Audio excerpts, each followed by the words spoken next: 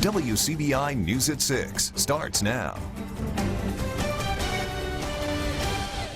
Thank you for joining us tonight. Pickens County welcomes a special guest today. That's right. Alabama Governor Kay Ivey came to get an up-close look at the workforce training at the Pickens County College and Career Center in Carrollton today. The governor is helping to raise awareness about the emphasis on creating strong career paths for students as alternatives to a four-year degree. The Pickens County Career Center works to develop programs and partnerships with local community colleges, businesses, and industries. We're super excited to have the governor come with us today. We are very excited about having her being a part of her workforce initiative. We look forward to helping turn out future students that will help support business and industry in the state of Alabama and provide the workers that we need to continue to have a growing economy here in Alabama. Earlier this month, President Trump proposed a $900 million increase in career technical education to teach skills and trades. An inmate serving time for a conviction out of Lowndes County is found dead this morning. Omar Beard died at Central Mississippi Correctional Facility around 1 a.m. That's according to Rankin County Coroner David Ruth. Beard's body is being sent to the medical examiner's office for an autopsy. Beard was serving a 20-year sentence for manslaughter for his role in a deadly 2011 shooting. A man accused of trying to break into the Starkville dirt cheap is now accused of 4 other burglaries. 51-year-old Laney Stallings is charged with 5 counts of commercial burglary. Starkville Police Department says the burglaries happened between February 21st through February 25th at businesses on Highway 12.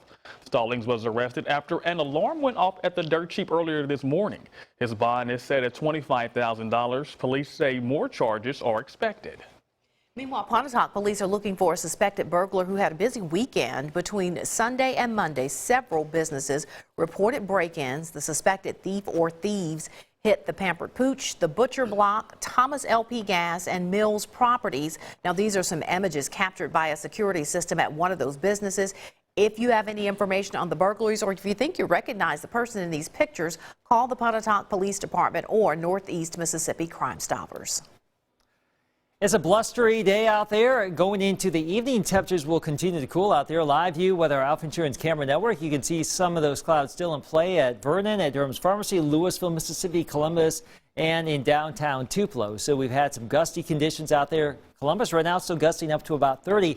More clouds than anything else. There have been a few showers out there. We can't rule out a spotty sprinkle or shower, maybe even a few flurries this evening as temperatures continue to cool down into the 30s. By 11 o'clock and thereafter, clouds will start to thin out. And look at that temperature in the morning, upper 20s to around 30, with wind chills that could be down into the mid-20s just in time for the morning commute on our day Thursday. But we are going to be rewarded with a lot of sunshine here for tomorrow. Upper 40s, low 50s, a nice little change of pace. And for the next 3 days in Starkville, a nice warming trend.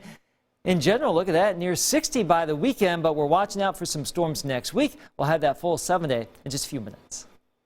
Well, there's a really big hole in Garner Boulevard. Take a look at this sinkhole here on your screen. It developed near the 182 Wendy's intersection over the weekend. Columbus Public Work crews are now making repairs. It took 2 days just to dig out the space, and that's because there was a lot of groundwater in the area where the hole developed. Now the team is working to make repairs. City spokesman Joe Dillon says it'll take a few days to complete. We do appreciate people's patience. We know this is a major road. We know this is a very, very busy road, and we apologize for this. But what's happened is we've had so much rain and so much groundwater that's come up that this sinkhole has developed for quite a while. But the bad thing is you don't know about it until it actually appears. The sinkhole appeared on Saturday. Water has been wreaking havoc in the Jackson area as well. Flooding from the Pearl River has displaced dozens of residents and caused damage to homes and businesses there. A North Mississippi disaster response team is in the area helping with cleanup and repairs. Our Allie Martin is with them, and he joins us live with more. Allie? Thank you. It is dinner time for volunteers with 8 Days of Hope. About 60 or so volunteers have spent the day in the Jackson area helping flood victims. Now, although the flooding wasn't as widespread as initially forecast, it did impact hundreds of people. And look, if it's your home that's impacted, It's a big deal. Today, teams removed wet sheetrock and insulation. They also cleared tires, parts of trees, and other debris from yards. All this is part of the rapid response arm of the ministry. The goal is to get in a home as soon as possible after a natural disaster to help the homeowner out. Now, tomorrow night and Friday, we're going to have full reports from the relief efforts here in the Jackson area. We're going to bring you stories from homeowners and also stories from the volunteers. Some folks, they travel hundreds of miles to do this, and we'll tell you all about that. Well, for now, we're in Raymond, Mississippi. We're going to send it back to you in the studio. A Starkville company is also helping those flood victims in the Jackson area. Southwire is holding a disaster relief drive to help families and individuals who may be displaced because of that flooding. The company has a trailer set up in the Walmart Supercenter parking lot in Starkville. They're accepting donations of items like non-perishable food, water, hygiene products, and cleaning supplies. You can drop off any donations you have between 7 a.m. and 6 p.m. through this Friday. Some area students are putting a spotlight on history. We'll take a look at their entertaining lesson when we come back. Welcome back, everyone. Black History Month is coming to a close on a high note in Verona. Students at Verona Elementary School celebrate historic and cultural achievements with music and dance as they reenact some of the most iconic moments in African American history. Our Bobby Martinez was in the audience this morning, and he joins us live in the studio with a review. Hit songs by Michael Jackson and John Legend echoed throughout the gymnasium, and through the music and class readings, students were learning a much deeper message. We are strong, we are beautiful people, we are intelligent people, and we can be whatever we want to if we put the time and effort forward. Black History Month takes center stage at Verona Elementary School. Students celebrate the contributions of African Americans with words and music. Music teacher Bonita Carruthers says weaving the history with music and dance helps to make the message meaningful and memorable to these children. We try to encourage the young people how important it is to remember African Americans and how they've paved the way for us and them today. If we don't teach them, they won't know. If we don't inform them, it will get lost, because history is African American history. All history is important. And as the third grade students took the stage in front of a packed gymnasium, Neely Buchanan may have had some pre-show jitters, but when the curtain came up, she was excited to show her hard work in front of everyone. It was very fun, and I was doing the glory dance by John Legend and Common. We had to have a lot of practice, several weeks. It was just a lot of fun. As for Ashley Clifton, she says there was one performance that was a real thriller. The special part was the Michael Jackson group. I really liked theirs because it reminded me of Michael Jackson. School counselor Nikita Shelton says teaching these students the history of African American culture is important for many reasons. So important for our kids to learn about where we've come from, the struggles and the sacrifices that were made so that we can do this very program, being in this very school, with being in an integrated school with integrated kids and integrated staff. Overall, it was a great way to close out Black History Month, and a job well done by those students. Guys, back to you.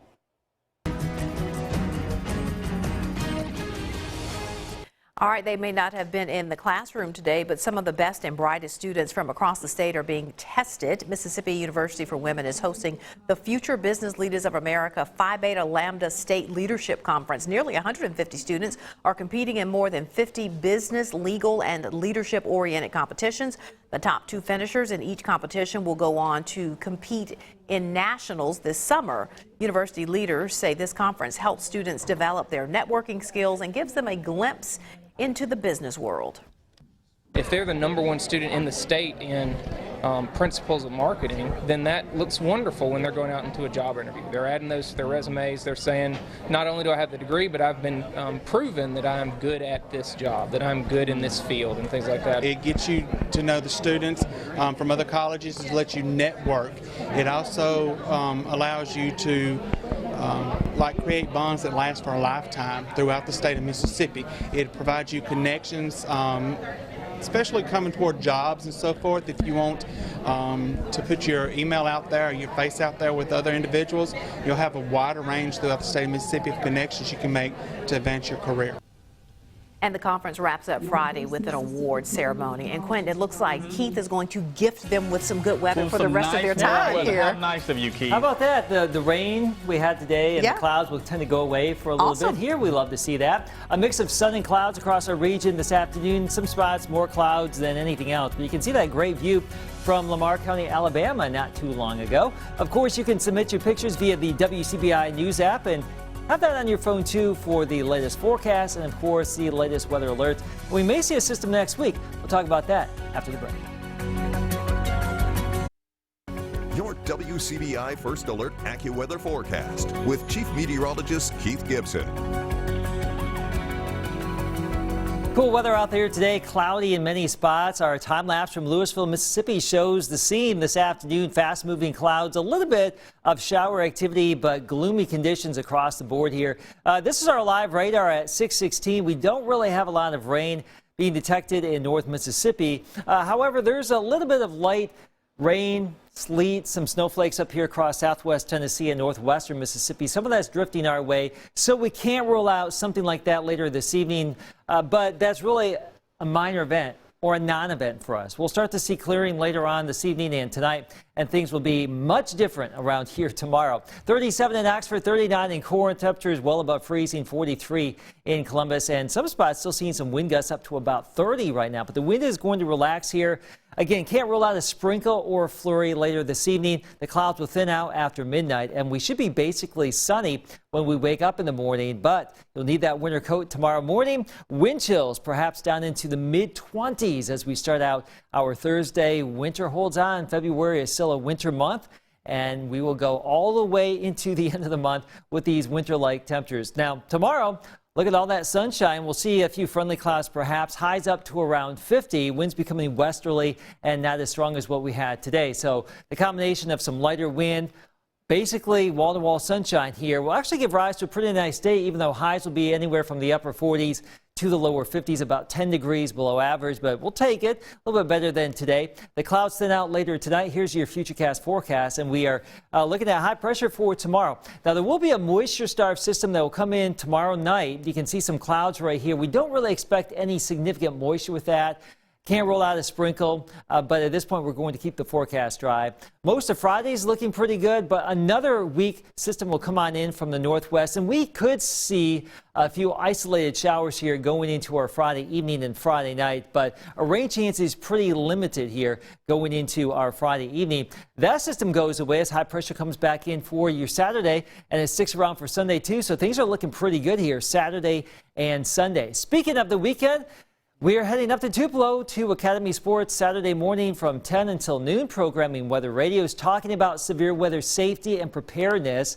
Perfect timing here because we are actually looking at the potential for some storms Tuesday and some heavy rain here. This would be in the afternoon and evening and maybe the overnight hours Tuesday night. That would be March 3rd.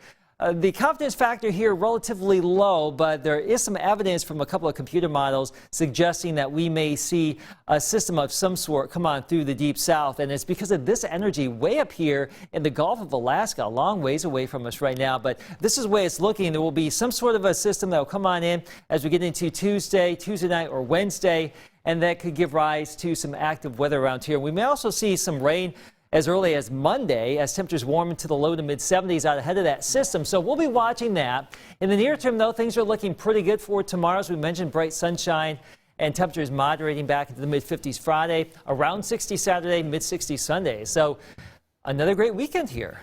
So the next 4 days for me, or if I could just sort of moment in time, those, I'll take them. Take full advantage. A 4-day stretch without any rain has been very rare this year, so it looks pretty good. All right. You'll see a lot of folks out there kicking up their heels. They'll be doing something out there. All right, thank you so much, Keith. Well, as you heard, temperatures are expected to drop tonight, which means Columbus is reopening its warming shelter.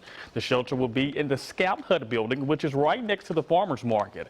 It'll be open from 5 p.m. until 8 a.m. both today and tomorrow. The shelter can accommodate roughly 40 people.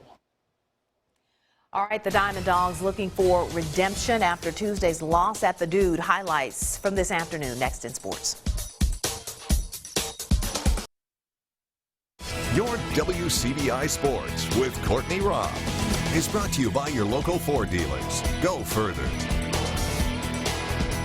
The 2020 season seemed to be going so well for the 6th-ranked Diamond Dogs. Mississippi State had only one loss against a ranked team coming into this week until last night, where the Dogs lost to a winless Texas Southern squad. In less than 24 hours, the Dogs were back at the Dude looking for some redemption against Alcorn State. Let's get to Duty Noble. The Bulldogs in need of a bounce-back win, taking on in-state foe Alcorn State. Dogs on the board first. Second baseman Justin Foscue grounds to short. The Braves unable to turn two. Shortstop Jordan Westberg scores. It's 1-0 MSU.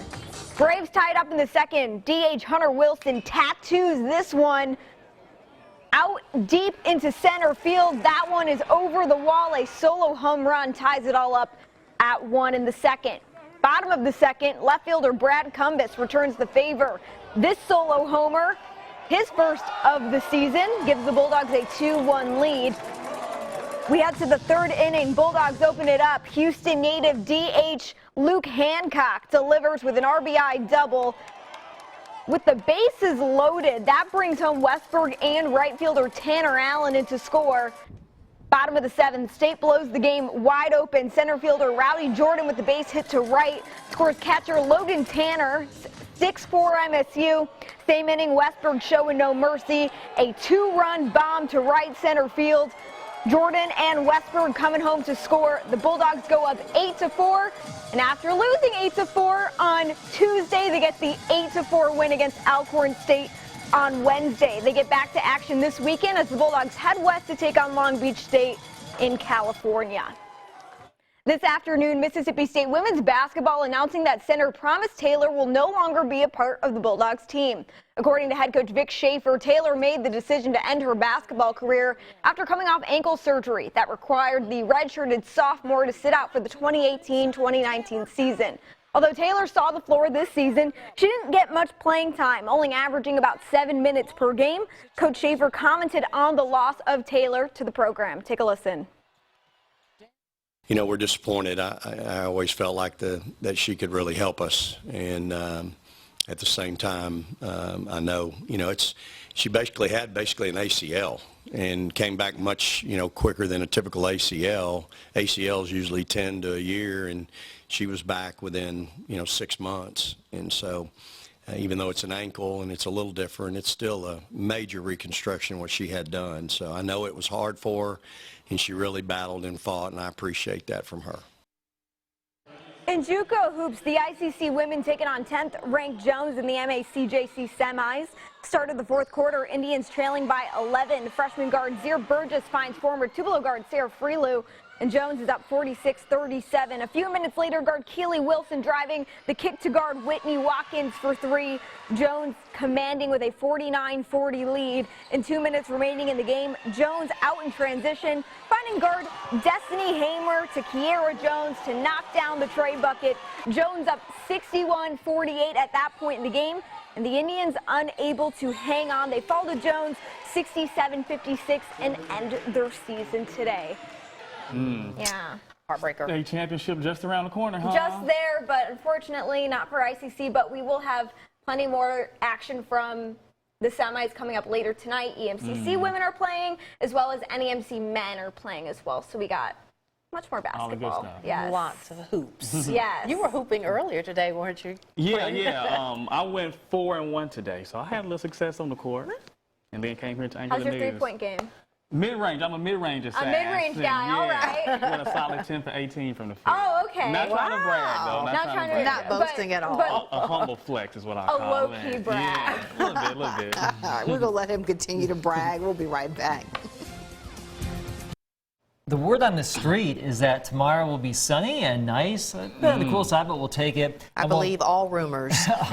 Yes, these are the rumors to believe. Warmer for the weekend. Some more storms next week. Your best job ever was Wendy's. Mine was college. Yeah. We just talked about jobs here. Yeah, mine was college. What about yours, C-Rob? I mean college, of course. Of course. Lived my best Enjoy life. the rest of your night, everybody.